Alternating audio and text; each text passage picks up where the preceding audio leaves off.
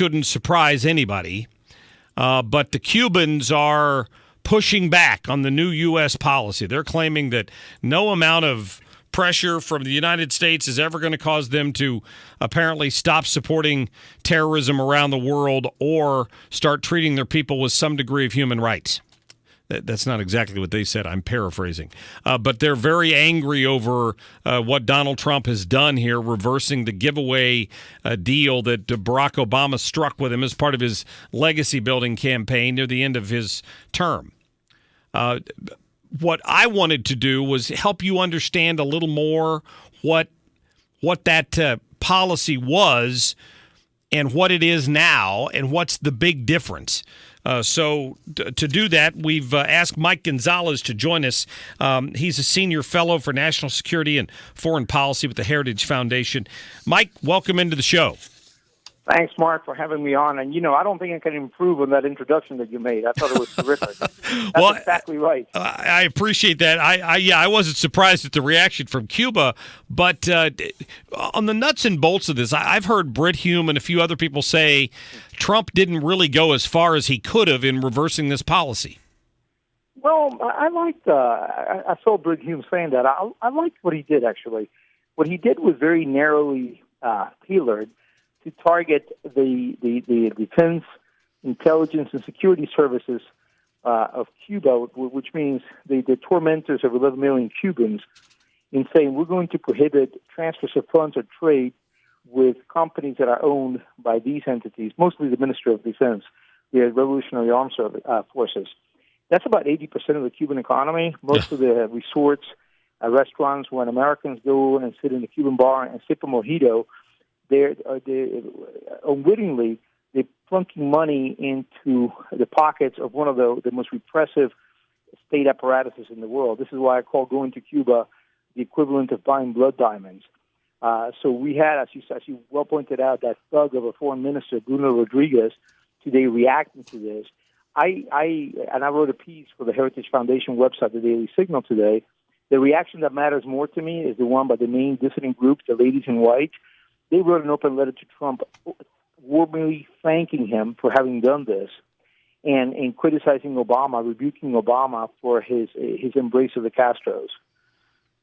Yeah, when you use the term blood diamonds, I remember watching that movie.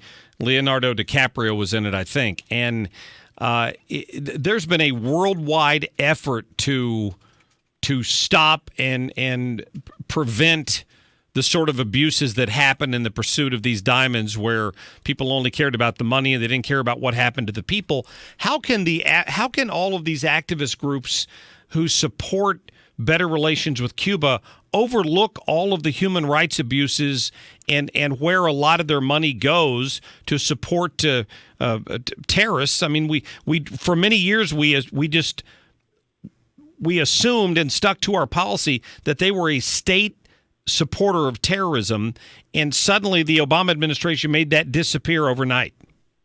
Yeah, I mean, that's an excellent point. I don't know how liberals can sleep with themselves or call themselves liberals, when they support such an illiberal regime. And it used to be, if you remember, that liberals hated Latin America's military dictators in the 80s, and yet the same people who opposed the Somozas, who opposed Augusto Pinochet, who opposed Ferdinand Marcos, are now supportive of a military dictatorship that has been in place, denying the most basic rights of its people for close to 60 years.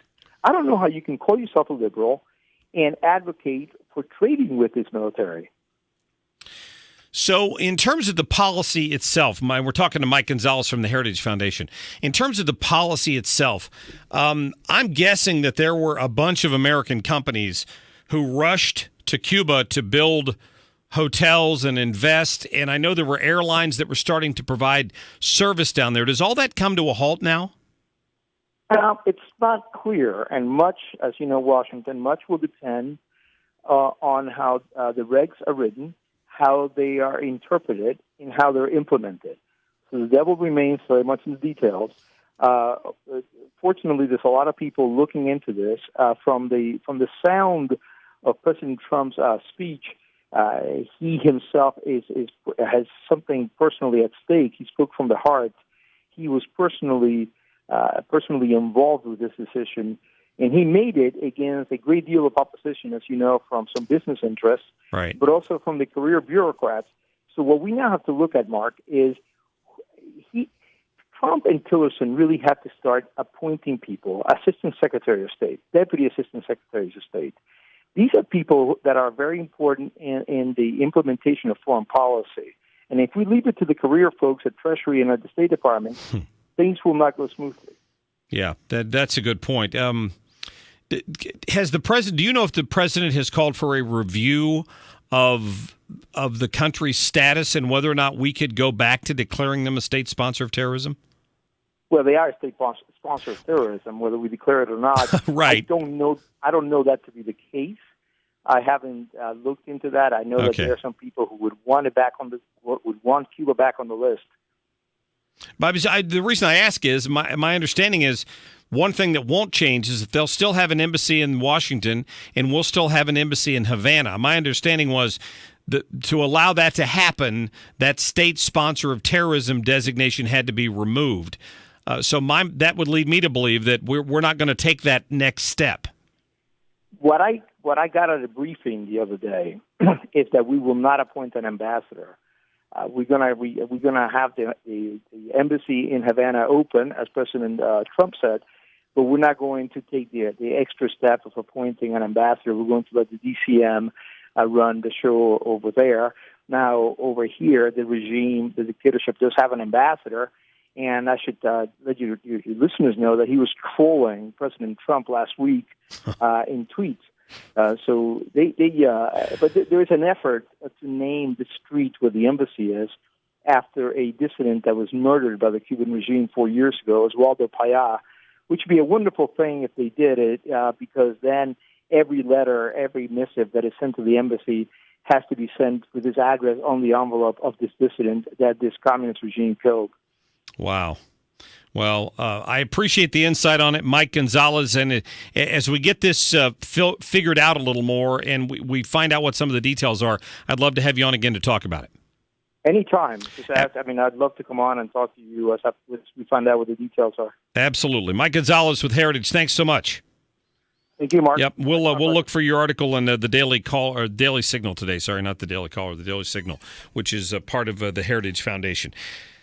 For all of the criticisms of President Trump being big business, Elizabeth Warren touts that all the time, Bernie Sanders touts that all the time, there is a fine example of a policy where he's taken a stand that is certainly not in his best interest as somebody who builds luxury hotels all over the world.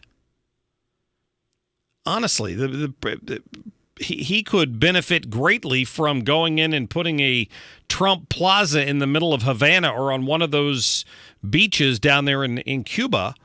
But he's not going to do that because he realizes what that country's all about. How the past administration could simply overlook that while talking out of the other side of their mouth about human rights abuses in the United States is absolutely mind-boggling. But it goes on. I might like a Cuban cigar every once in a while as much as anybody else, but you can't overlook these things just because you have an idea of some legacy that you want to leave for your presidency. I was thrilled when I heard they were going to readdress this.